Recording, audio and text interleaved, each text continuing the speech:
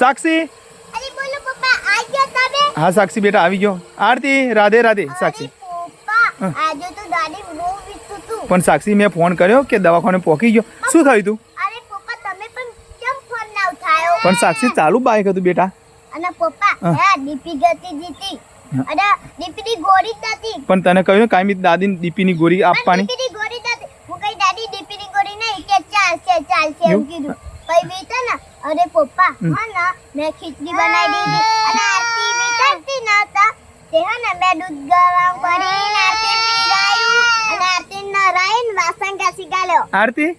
દૂધ પીધું અરે વાહ બહુ સરસ કામ કર્યું હો કે હા આરતી રાધે રાધે રાધે રાધે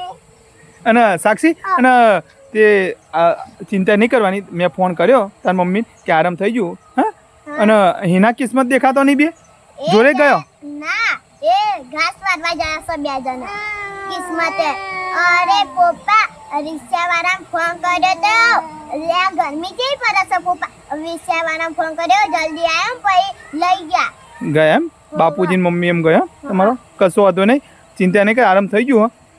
પણ સાક્ષી હવે ધ્યાન રાખવાનું હો હા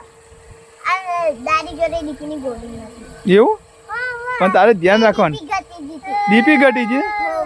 હા એટલે પરસો વળી જાય હે હા આ ગરમી થી બહુ સરસ